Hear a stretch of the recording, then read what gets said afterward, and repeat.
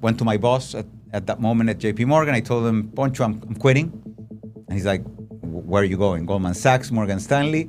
I told him, no, I'm moving to Africa. Now, how could we bottle this up, right? And allow anyone, anywhere to help others by helping themselves, right? And that's where the concept of Betterfly started. We raised $200 million from top VCs, right? We became a unicorn, but a social unicorn, which is what I love the most, right? So I went from being, at 34, 35, an overweight banker to becoming a world champion, Ironman runner-up 2 years in a row. Building a company is not a sprint, right? It's not even a marathon, it's an Ironman, right? Yep. I've built all of these kinds of agents. Maybe what's relevant today, I built this Obsidian brain. I built a bunch of agents, but one is called Arnold, after Arnold Schwarzenegger. Welcome to Augmented Wellness, where we meet the people in pursuit of better. Today, we speak with Eduardo della Maggiora, founder and CEO of Betterfly, investor, and Ironman.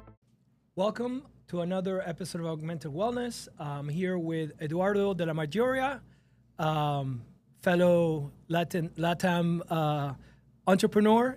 Very excited to have you here. As I do usually, full disclosure, you are an investor and an advisor to Betterness. So obviously, we'll do some plug-in of the company along the way. But very excited to have you. Thank you. Great. Very happy to be here. Very happy to be an investor, an advisor to Betterness, and and excited to get the conversation going. Yeah, I know you're a hard one to nail down. You're traveling a lot. I know you recently came from Mexico. We'll talk about that. But as I like to start, let's go to the beginning. Yeah. Let's talk a little bit about your beginning in Chile. Tell me a little bit about sort of those formative years, which obviously usually for entrepreneurs, set the tone for the rest of your life. And then we'll move from there and some other interesting things that I know about you. Yeah, great. So I'm Chilean, born and raised in Chile. Grew up, in a family there. Spent some time, when I was young in New York, and for like 4 or 5 years. When I moved back to Chile, ¿empiezo no? Sí. Sí. Yeah. No worries. Yeah. I'll let me open this. No le dejo abierta esta y esta me la tomo. Yeah. Bam. So Chilean, born and raised in Chile. Grew my life in Chile. From 5 to 10, I lived in New York. Right when I moved back from New York to Chile, I discovered tennis, which became my first passion in life. Started to play tennis around 10, 11 years old. And when I was 16 years old, 15, 16, I started toying with the idea of becoming a professional tennis player. I always say that I was not the best, but I really love tennis, and I wanted to, do this for the rest of my life, right? And at that point in time, my life, suffered a drastic change. My father had an accident. I was in the back of the car. He had a heart attack, and my life changed completely, right? He did not die at that moment, but he died 2-3 years later of his disease. And that changed everything I could do, right? My family did not have, life insurance, so we went technically into bankruptcy. That meant that tennis was not part of the equation. So I changed, the tennis rackets for studies. Then I entered engineering. I spent almost 15 years in M&A at JP Morgan, first in Chile, then in New York. And then, to make a very long story short, when I was 34, 35, I was living in New York, working in banking, living a dream life, if you will, single in New York. And then life, threw me another curveball. I went to Chile for a business trip. And my mom, we were having lunch. I was there just for the weekend. She had this small rash in her chest. And it was basically leukemia, right? A very aggressive form of leukemia. And once again, I was faced with the fragility of life, right? And how life can change in an impact. And that life event made me rethink what I was doing. I said, wow, life is fragile, right? Everything can change, like this in an instant. And I started asking myself, the meaning of life, a very profound question. Like if today, I got hit by a bus, how would I measure my life? Would I measure it by my professional success? Would I measure it by the amount of money I had? And I started a personal reflection process around the meaning of life. At that moment, TED Talks were really popular. So I started watching a bunch of TED Talks on the topic. I started reading a lot of books. And I came to a conclusion that, a good way to measure my life would be to see how I was using my time, my skills, God's gifts, to make an impact in other people's lives. So year 2014, I started asking myself, what are you doing today in Manhattan to make an impact in other people's life? I could not answer that question. Went to my boss at that moment at JP Morgan. I told him, Poncho, I'm quitting. And he's like, where are you going? Goldman Sachs, Morgan Stanley? I told him, no, I'm moving to Africa. What? Africa? What are you going to do in Africa? And, I told him, look, I want to spend 6 months just focusing on making an impact in others, and then I'll come back. And that was the plan. My plan was not to go forever to Africa. I just wanted to spend 6 months there. And crazy enough, like everything in life, I would say that trip to Africa planted the seeds of what would later become Betterfly. And what happened in that journey is that while I was in Africa, I got to work with children with malnutrition. And at the same time, I was one night under my mosquito net, right, in Tanzania, and I came across with this video of the Ironman triathlon, right, the long-distance triathlon. At that moment, tennis was not part of my life. I was an overweight banker. And I saw that video, and I said, Eduardo, what happened to your passion for sports, right, that you had 20 years ago, and that you left in pause? And I saw that video. It was very inspiring. I had never, swam or ran or biked those distances, right? But something in my gut, said, you know what, let's pick up, sports. And I signed up for a local sprint race in Chile. So I moved back to... So let's pause there. Yeah. So we rewind a little bit. So we do a little bit of a double click on sort of the first part. Because, the second part is obviously the one that I want to spend some time on. So obviously, you've been competitive forever.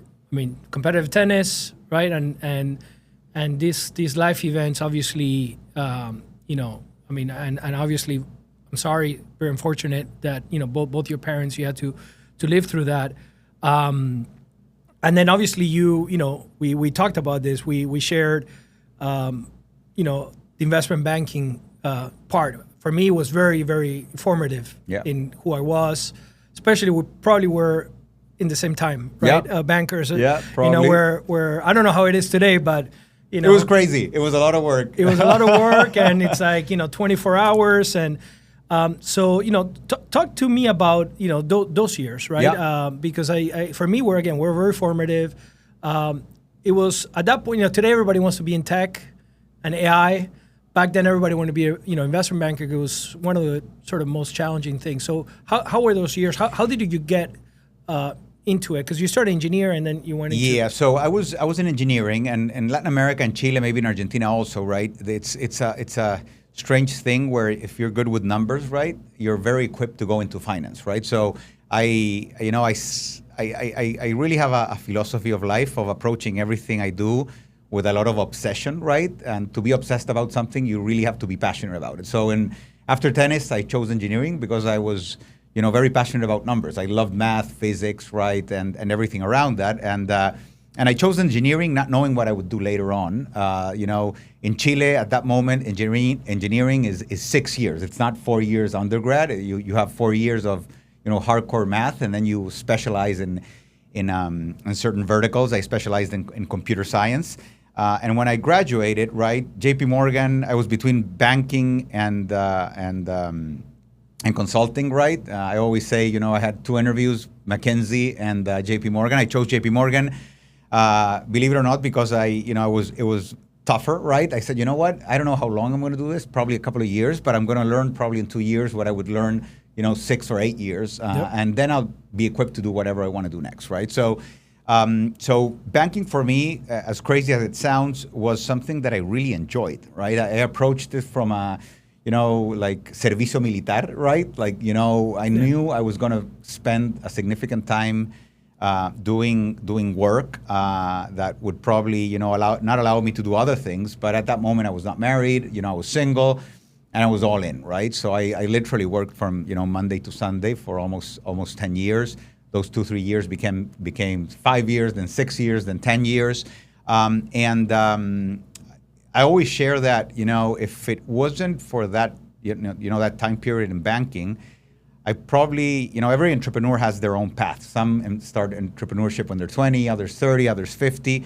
For me, it's difficult to imagine a world where not having that, those 15 years in banking would have worked with what I did next. And it was very formative because it allowed me to understand various industries, right? And the value levers or the business models around those industries, right? One day I was working in a tech company, then I was working in an M&A transaction on a, retail company. So it allowed me to understand very deeply the business levers of how businesses are built, right? So, and in the last 5 years in banking, I specialized when I was a vice president at JP Morgan in the life and health insurance industry, which, as we'll discuss later, has a lot to do with what we're building at Betterfly.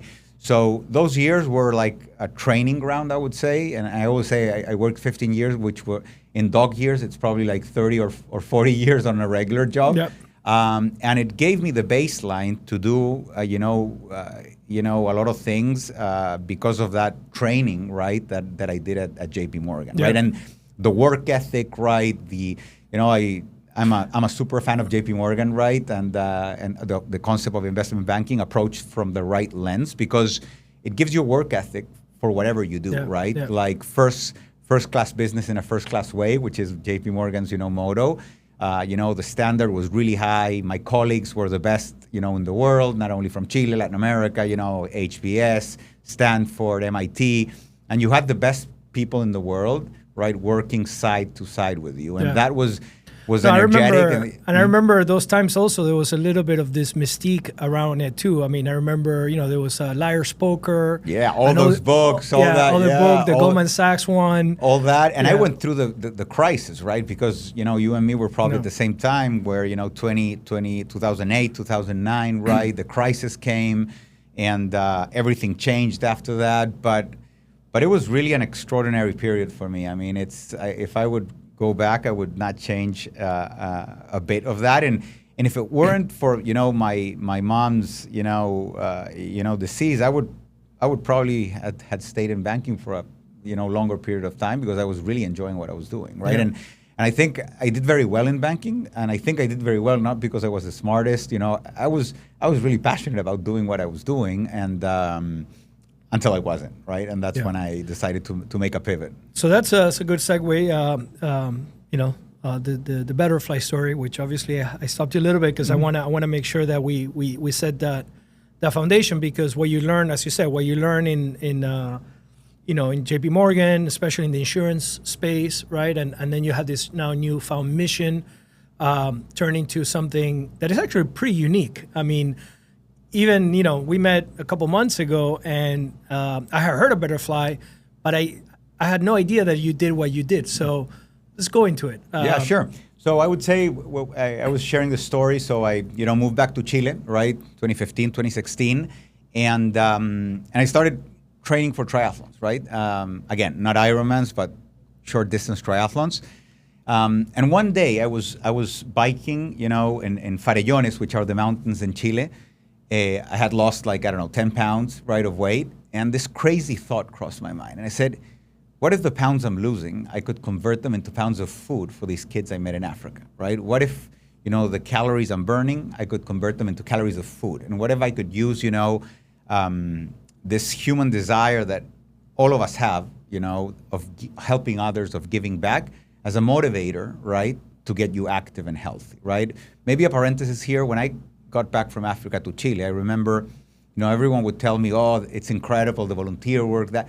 But I felt like that was a little bit unjust, because I really felt that I was very lucky to have spent, 6 months just from the moment I woke up until I went to bed at night in helping others. And that, fulfilled me in a way I could not imagine, right? I had read about it, right? But I said, how could we bottle this up, right? And allow anyone, anywhere to help others by helping themselves, right? And that's where the concept of Betterfly started. Actually, before Betterfly, the company was called Burn to Give. burn calories to give Okay. calories. And the first thing I wanted to prove, right, is this what I share, that, as human beings, we're designed to help others. We're designed to live in community. We're designed, to help others. And I created a very simple app that basically integrated with Strava, with Garmin, with your Apple Watch. And every calorie you burn, we would basically convert into calories of food. It was a completely different business model. It was B2C. It was a more advertising. We had brands like Coca-Cola, like Walmart that would pay for those calories. And a little bit after, I would say 6 to 8 months after, founding the company, I raised a small seed round. We pivoted the business model. And this is where insurance came in, right? So one of the things I learned at JP Morgan, right, after building countless financial models about insurance companies, particularly life insurance, is that life insurance is an industry. Not only is it massive, right? It's a $4 trillion industry.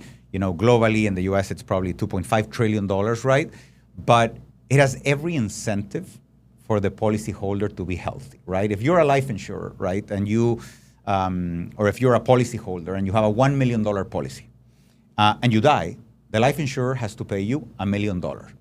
Now, the life insurer knows that, 85% of the reasons you will die or not die in the next 20 years, let's use a term life of 20 years, has to do with not your genetics, not where you were born, but the lifestyle habits you do or you have or you don't have and you do every day. So sleep, nutrition, exercise. So the vision was, what if we could use the financial P&L or the financial power of the life insurance industry to drive healthy behavior in society, right? And instead of that life insurer spending $1 million to pay a claim, let's grab 50K or 100K and use it to, drive healthy behavior to that policyholder, right? Give them access to preventive care, give them incentives to walk, give them incentives to eat healthier, right? Give them tools to do that. And that's how the concept of Betterfly started, of, creating technology, right, that allowed to protect and improve people's lives at the end of the day, right? And connecting in a way protection with prevention in a way that hadn't been done before, right? So that's where 2019, 2020, we pivoted to a B2B model. So I want to have a question there. What was that moment? What was that? How? I mean, because obviously we all have the stories, and then all of a sudden you went from here to here. But was it one conversation? Was it one moment that all of a sudden this materialized? It was, I would say, from the day one. If you look at the the pitch deck when I raised the first seed round, when it was Burn to Give, the insurance angle was always there, right? I didn't know quite yet how to include it, right? And when we started launching the platform, we were actually pretty successful. We were about to reach 2-3 million ARR only in Chile, right? Okay. With the D2C app. But I knew the biggest value would come from insurance, right? So I, after probably, as I was telling you, like 8 months after we launched, I sat down with, the 2-3 investors that I had, and I told them, look, we're going to pivot.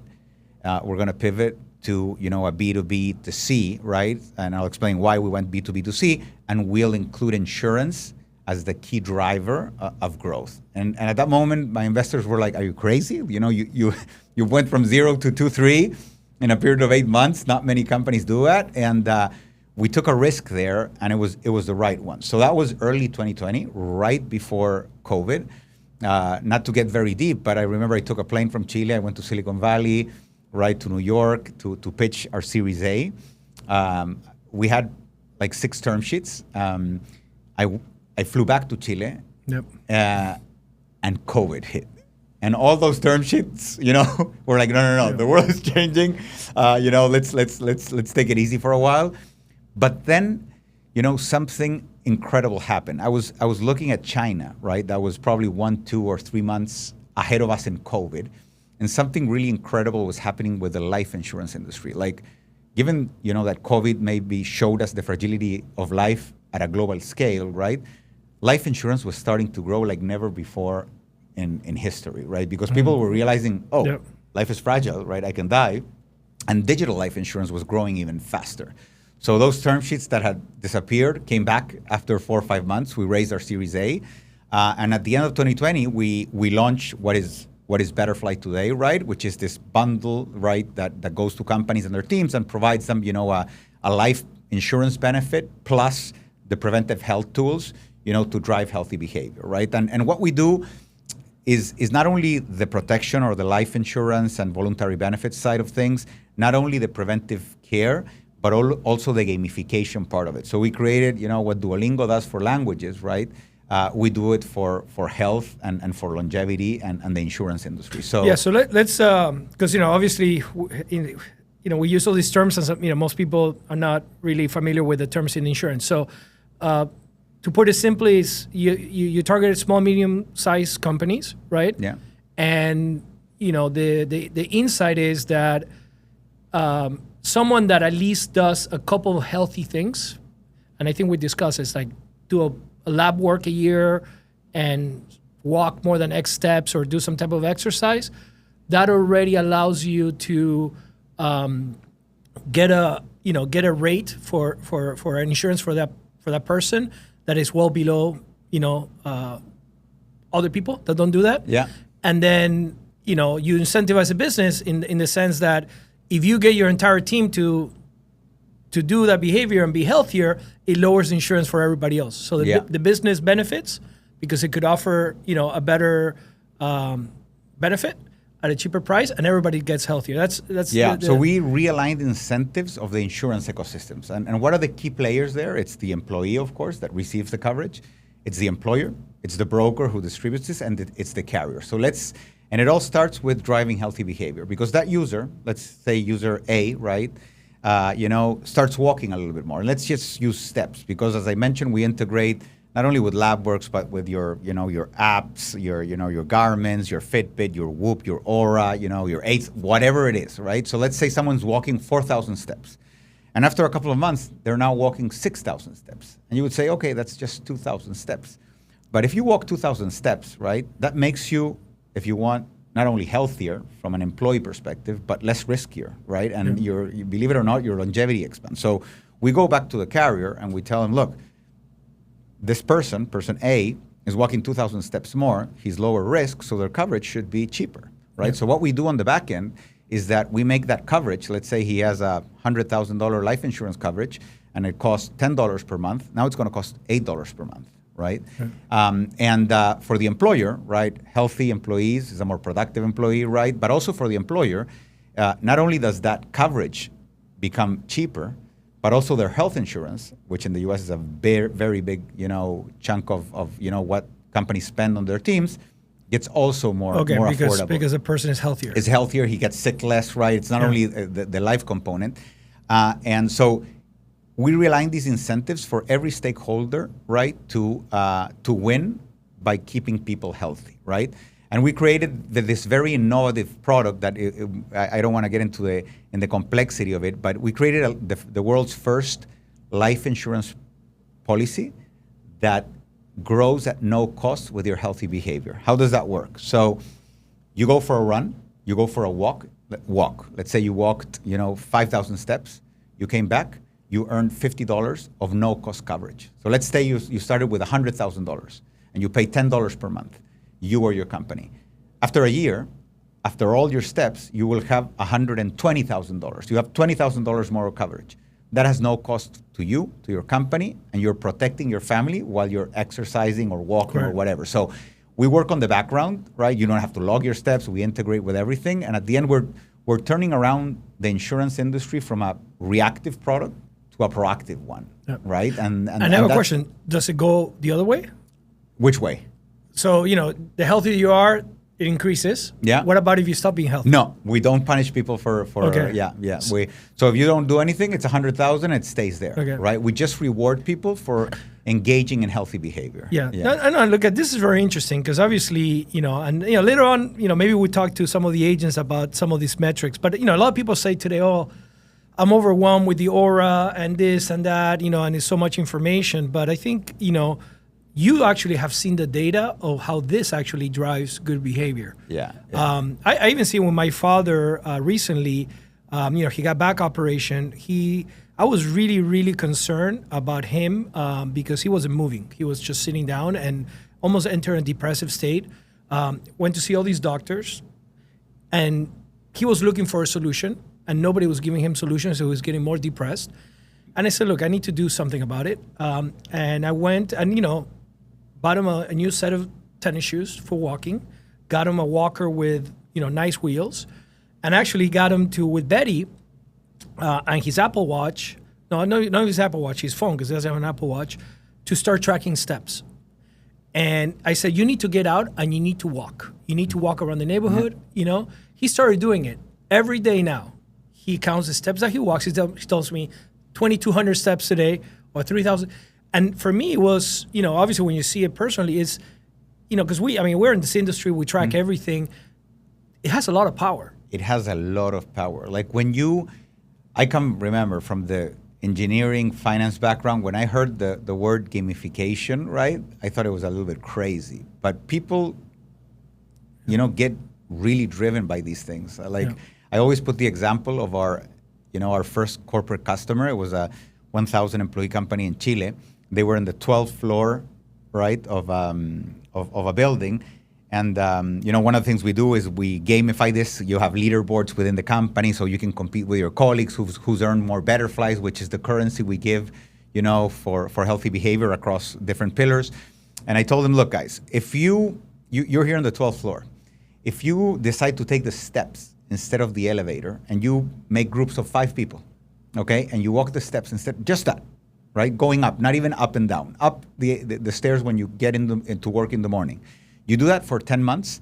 Every group of 5 people, not only will your coverage increase, you'll have all of these rewards, but you will be able to, collect the Betterflies to take one child out of malnutrition, which is crazy. Yeah. That company, believe it or not, after a year and a half, they had, a couple of people that were, severely overweight, depressed, just by walking and taking the stairs. It created a massive impact in that company, right? In terms of health, in terms of community, in terms of what they would do together, and also the concept of collective impact, right? Of how everyone, by doing something small every day that improves their health, together they could make an impact beyond themselves. It goes back to almost like, we have the same belief that, and maybe, obviously that's why our companies are called Betterness and Betterfly, that we believe, I actually believe that people want to do good and want to be part of something better, bigger. And it's, super interesting that you, hopefully we could catch up to you guys at some point, because obviously you're very successful. So I want to, finish on that success. So you're already a unicorn. Yeah. So after that, the rest is, we launched the product, we raised $200 million from top VCs, right? We became a unicorn, but a social unicorn, which is what I love the most, right?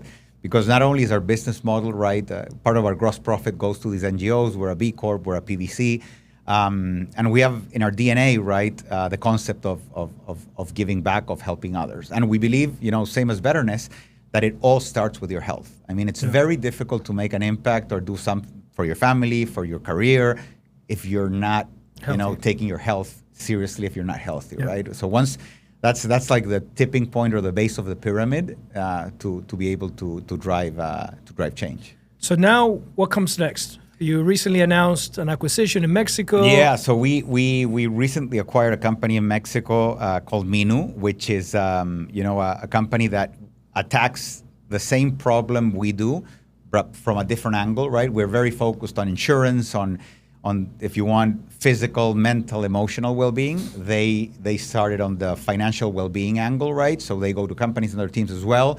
So this is a transaction that not only consolidates our presence in Latin America, but allows us to have if you want a product that is basically a 360 degree of well-being, physical, mental, financial well-being, right? They have a product that is the earned wage access product that in the US is becoming very popular. And again, it's not the rationale behind the acquisition was not only expanding and scaling in Mexico, but consolidating and making more robust the product we're launching here in the U.S. So literally, we're in these weeks launching here in the U.S. Where we are going with this prevention, protection, and engagement solution for companies and their teams. And obviously, it is a big market, the U.S. It is a big market. What is it, like 60, 70% of the world? It's probably closer to 70% of the world. Okay. And the reason behind that is that the U.S., unfortunately, the health crisis here is not only bigger in terms of, proportionally to other countries, but, look at the healthcare market, right? It's a $4.2 trillion market. So the U.S., the whole economy of the U.S. and China are the only two economies that are big. So 4.2 trillion is bigger than the whole economy of Germany, which is the third largest country in the world. And the reason behind that is, we all know this, right? The healthcare system is completely broken, right? And there's where we see the biggest opportunity, right? And our unique approach is partnering with these insurance companies and, driving healthy behavior through what we call a prevention-powered protection product, where, we start with protection, but then we drive preventive care at scale through companies. And it seems that the time is right now, right? And obviously you need data for it, and now data is flowing everywhere. So let's move into more personal, passions that you have. So obviously, it probably helps that you're such a also personally active person in your health, right? When, you go speak to these companies about the value of being healthier. You talked that you started training for Ironman. So let's, talk about that journey, because you didn't stop just, casually riding in the mountains, right? You took it a little bit further. So I went from being, at 34, 35, an overweight banker to becoming a world champion, Ironman runner-up 2 years in a row. I've competed in Kona, that video that I saw in Tanzania when I was sitting there. I've been 4 times in Kona. This year, it's my 5th Kona competition. I finished on the podium 2 years ago. My ambition is to hopefully become world champion in the next one. If not, I'll continue trying. But I went again. I always share my story because, it's never late in life, to pursue what you're passionate about, to dream, a new dream. I left my tennis dreams in a closet, and I'm now, for the last 10 years, I've been pursuing it, via triathlon at an age that maybe, 10, 20 years ago would have sounded impossible. And thanks to all of the advances in preventive care and longevity, I feel younger and healthier than I did when I was 25. And that's what drives me, not the concept of becoming world champion, but showing that, at 45, my age today, you can be competitive in a very high demanding sport. And what's behind that is of course the base, which are the lifestyle habits. It's sleep, nutrition, exercise, mental health, community or relationships, your purpose, but also the advances in longevity and preventive medicine that have, come into the equation in the last 2 3 years. Yeah, they're becoming more and more accessible. But let's talk about something you told me that was really interesting, is that actually most of Ironmen are actually pretty successful executives and people. What do you think? Obviously, it's clear, right? It's people that are very driven. But what else do you see, in them, and what can we learn? Some of us that maybe need a little bit more motivation. I think I always make the comparison of building a company or being a successful executive with endurance sports and Ironman, which is what I do, because both of them require persistence. It requires, a long-term view. Building a company is not a sprint, right? It's not even a marathon. It's an Ironman, right? Yep. It requires falling, 99 times and getting up 100 times. It requires, having a strong why on why you do it. And it requires, being 1% better every day and resilience, right? I think, we've, unfortunately, with technology, we live in a world where we want instant gratification from everywhere. And I think sports and again, Ironman, in my case, endurance sports, teaches you something that, there's no quick wins, right? These things are built over decades, over many years, and it requires doing the hard thing every day. I was sharing this morning, I had a 2-hour bike session at 4 a.m. in the morning that I did not want to do. I was traveling all week, and I did it. And I did it precisely because it's hard, right? And after doing the hard things, right, you realize that that's where growth comes. So I have a question there, right? Because, you obviously went from not doing all this to now obviously being able to, after a long trip, do it, which is really hard, right? Because, especially after closing a transaction probably was, how was it at the beginning? Because, the beginning probably wasn't, as, easy as it is. Not easy, but as, like right now you have this mission and you go for it. But that transition period, Was it hard? I mean, did it take you a couple of years to really get into that groove? Or 100%. Getting started, I think, is the most difficult part. Yeah. Because most people, 99% of people, stop there. And you start like, this is too much. I mean, I'm not seeing the results. I'm not seeing the results from a physical perspective, from a mental perspective, from a performance perspective. And you think, this is not for me, and you move to the next thing. And that's a really good question, because I think, again, in sports, in life, in business, right, the biggest results, come right after you're about to quit, right? And when you start exercising, going from nothing to a full exercise routine, that inflection point is a really important one. And not to get too detailed into the science, I have a lot of friends that, I've fortunately been able to, get them motivated to exercise. And one thing I learned, right, going into the exercise physiology is that, you bike a lot, I train a lot. And of course, every time I train, you got the runner's high or the biking high, right, the endorphins. But when you're just getting started, there's this thing that does not happen to you right away. So actually, the first 3 to 6 months, you have your, if you want to call it, endorphin blockers, where it's not, you run for an hour and you don't feel the endorphin rush, right, that you feel today. Yeah, well, so you're like, why am I doing this? It's hard, it's difficult. No, and you're getting sore. And you're getting sore, and you're like, so that's where the why comes in. Yeah. And you have to be doing it for a deeper reason than just wanting to lose weight, or just wanting to look good, or just wanting to win a race, right? And I think that's what makes getting started easier, right? And which is interesting, because you don't hear a lot about this, right? I mean, people start training, and I mean, look, the first thing I tell someone that wants to start training, write down in a piece of paper why you want to do this. Do you want to inspire your kids? Do you want to, show someone or yourself that you're capable of finishing this? Do you want to overcome, whatever it is? But it has to be something deep that is very meaningful for you, and it cannot be an extrinsic motivator. It has to be an intrinsic one. And I think that, I have a coach today, that I've been working with him for almost 3 years. And the first thing I sent him, when we started working 3 years ago, was my why. It was a very detailed email why I'm doing this, right? And the reasons why I want to, achieve peak performance, after my 45 years old, into my 50s, into my 60s. And it's significantly deeper than just because I want to become a world champion. That's the end of the road. It's the journey and what you want to achieve within that journey. And again, it can be with your family, it can be, with your kids, with your friends, something that you want to, prove to yourself. But getting deep into that why, I think, is very, very important. And needless to say, doing something that you really like doing. Like if you don't like running, try something else and keep trying because if you want to be consistent, you really have to love what you're doing, right? So if you're after 2, 3, 4 months, you go running or biking or whatever you do, and you try something else because. But it's a funny thing, because an Ironman, someone usually doesn't like one of the three, right? So in my case, it's swimming.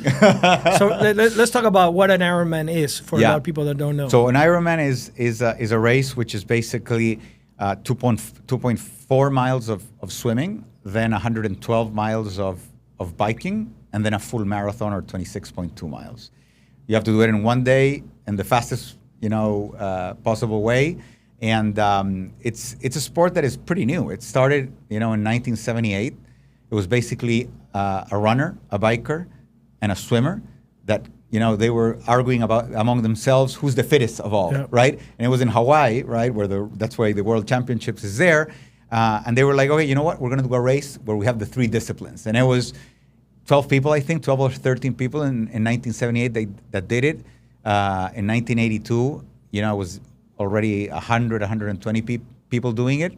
And the sport became popular in 1982 because when the race was finishing, in the last 100 meters of the race, so I don't know, 200 feet or whatever, 150 feet, there were 2 women that were going number 1 and number 2, and the one that was leading 100 meters before finishing the race, she could not walk, so she threw herself to, and she started crawling, and then the one that was number 2 she also started crawling because she could not. So it demonstrated how tough that was, right? Yeah.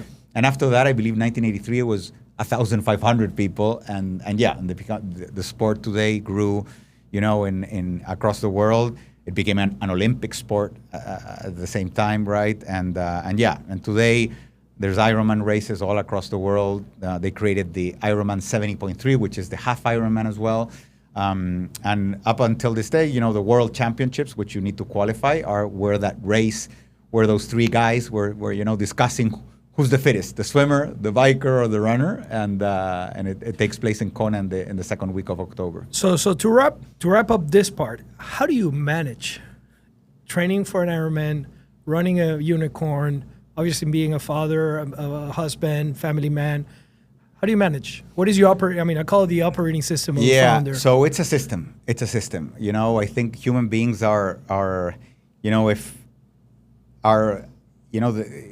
the habits you do every day dictate where you will be in 1, 3, 5, 10 years. And if you don't build systems on how you do things, it's very difficult to do those habits on a daily basis. So you have to prioritize. You have to say no to a lot of things. So in my life, it's my family, it's my health, and it's my work, and my what we do at Betterfly. And I try every day to sleep very early, right, and wake up very early to train. I try to train every morning.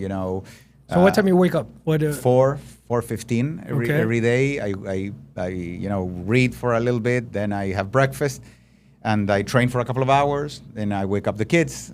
Some days I take them to school, my wife. But at 9 a.m. or 8:30, I'm at my desk working. Now, to do that, I have to go to sleep very early. So I have to eliminate things like social media, like TV, like a bunch of things, prioritizing sleep, because at my age you need to recover, right? It's not the same when I had 35 or 30.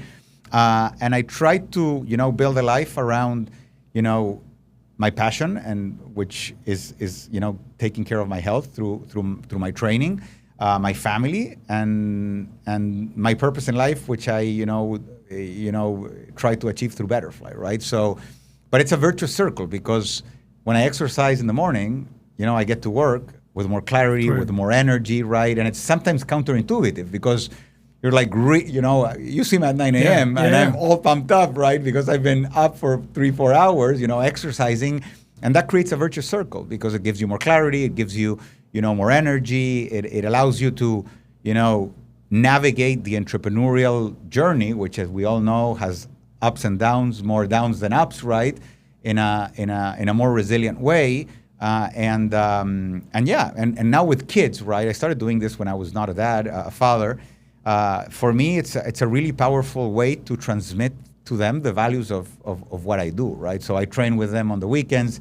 They see me doing these things, waking up early, right? Sacrificing a lot of things to pursue my dream. And at the same time, I hope, as they grow up, they are, it inspires them to do what they're passionate about, be it sports or whatever it is. Yeah, right? No, and obviously, it's amazing when your kids, you see that they have a natural tendency for sports, because you know how important it is. I know you have a daughter. For my daughter, I try to tell her. The other day I saw something on Instagram that I share with is the amount of executives, women that had, that did sports all the way through college. Yeah. How it really helped them. And there's actually a big difference when they drop off early. And for girls, it's easy to drop off early, and continue in that. So keep them motivated. So let's wrap up here at the end. I like to get geeky. You have a pretty cool setup in your house, Mac Studio. You vibe code, we shared it. Let's go a little bit. What excites you about AI? Things are going. I know you have your Obsidian brain. For those who don't know, Obsidian is a very cool way to store knowledge in sort of a knowledge graph of documents and wikis. And you've been playing with that for a while. So walk us through what is your setup. And I'm completely obsessed with this, right? Since you saw me now, I have 2 more Mac Studios with different. You have to tell me how you get Mac Studio, because I've been trying to get one. I plan in advance, so they take like 2-3 months. But I just got. I'm waiting for because the M5s are coming, or they're already out. I don't know if they came out, but mine is not the M5. But yeah, I have a bunch of setups. As I mentioned, I have I undusted my engineering, my computer engineering skills that I left on a closet like 30 years ago. I've built all of these kinds of agents. Maybe what's relevant today, I built this Obsidian brain. I built a bunch of agents, but one is called Arnold, after Arnold Schwarzenegger, and I basically integrated into this brain on a local computer everything from Strava, Garmin, biomarkers, all my Ironman races for over the past 12 years, the results, the run splits, the swim splits, biomarkers, what I ate, since I've been tracking it, right, the week before, the night before, the taper that I did for each of these races. And it's working 24/7, right, optimizing the work I do with my coach, right? So now, Boston Marathon three months ago, it was like, look, you should be doing this taper because this is how you optimize what you will do on race day in a way that, would be impossible to do without it. So now the cool thing that everybody's talking about is loops, right? Yeah. So you are you running some loops in it? All day and all night, right? And it's again, given that it integrates with everything, right? Telegram, I take a picture of what I eat, and it already knows the calories, the macros and everything. The recovery scores from my 8 sleep, from my aura, from my. So you have all the knowledge being stored in Obsidian, right? You're running analysis of all this stuff, which is adding to the brain. And how do you make it actionable? So what it does, it basically every morning, every week, and every month with different levels of details, right? It gives me an insight of what I should do. Every day, I have a training plan with my coach, right? And based on, what I've been doing for the last 7-10 days, how I slept that night, what I ate the 2-3 days before, it gives me maybe a shift towards the training I should be doing. So let's say this morning, right, I had planned an hour and a half with certain intervals. I was traveling, but I actually slept pretty well last night, and my HRV, right, was a certain level. It was like, no, you're do 2 hours, 2 hours 15 this morning because your body's ready for that. Another day it can tell me, you know what, you have an hour and a half. Today, take it easy. Just do 1 hour, right, based on what you've been doing the last day. That's the daily insight. Great. The weekly one gives me an overview of, how I've been able to absorb training and how I'm prepared for the week that comes, right? So, you know what, you reach the threshold here or that, you should be changing this and that. And every month, right, it's updating with the information there, but also with information that comes, from new innovations, the things I should be trying, right, from preventive medicine to integrations, to, performance and biometrics. That architecture, I wanted to show something here, Shay, in the screen. Very interesting. That you actually mentioned, 'cause we didn't talk about this, right? But so the way that, we set up, and obviously probably inspired a lot of our conversations, the way that, we set up Betty now, Betty, we have goals, right? The system has goals. So there's all these goals that the agents see from all the activity that are happening. You make those goals active, right? Yeah. So you say, these are my goals. And then the agents every day or every week, they monitor them. So similar to what you were saying, they say how I slept, and they say, gentle sauna and coherence cool down at 3:30 because, probably I didn't have a good sleep. HRSB has been flat for 3 consecutive nights, right? Those things, right, are game changers, right? Yeah. Like when I get something like that, right, and it's like, you know what, you should do a sauna session today, or you should not do this or do that. It changes the game because at the end of the day, right, historically and for many years, we've been operating on randomized controlled trials and what works for everyone. But we're an N of one. Each of us is completely unique. Correct. Every one of us has a different stress level each day, each week, each hour, right? And we're moving into a world where health and performance will be tailored to our unique needs. So a really concrete example I like to put, I have a certain small injury, so I haven't been able to run, so I'm doing a lot of biking these days. Today at 45, I'm able to push power that I could not push at 35 when I was training 40 hours a week in Boulder. Today I train 15, maybe 20 hours when I'm in the last lead up to Kona, but I train half the distance. I'm 10 years older and I'm pushing more power. That's not because I'm more talented today than I was 10 years ago. It's because of technology and what you're showing there, right? Yeah. And I think one of the reasons, I invested in Betterness and we're sitting here is because I truly believe technology like this one is going to allow everyone everywhere that some want to pursue health, some want to pursue performance in a way, in an N of one that up until only recently was available to the very small minority people that had the tech capabilities or the resources to do this. And this changes everything because what works for you is not the same that works for me. No, and even and the way we even see it is, and it's funny that you say not funny, but you when you bought this company, you say financial is part of health, right? Completely. Even me myself, I don't know if you see here, my last thing is actually posting in social media. Because that's actually one of the things that keeps me up. It's like I need to build my brand, and it's part of what I have to do to execute my life goals. I'm not doing it gives me stress. So at least now I have this that tells me you should plan for a post, put it in your calendar, do it, and just get it out of the way. Yeah.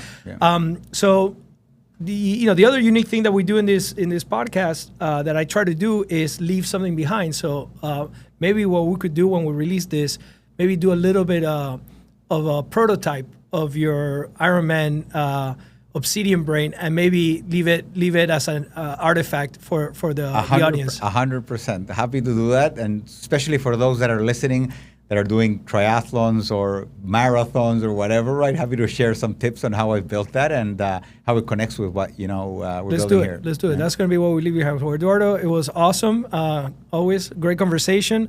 Thank you, let's make the world better together. Let's make the world better. Thank you, Demian, for the invitation, and really excited about Betterness and the future ahead. Thank you. Well, see you in the next episode, be in the lookout. I think we're gonna create some cool artifact here together to share with you. Thank you so much.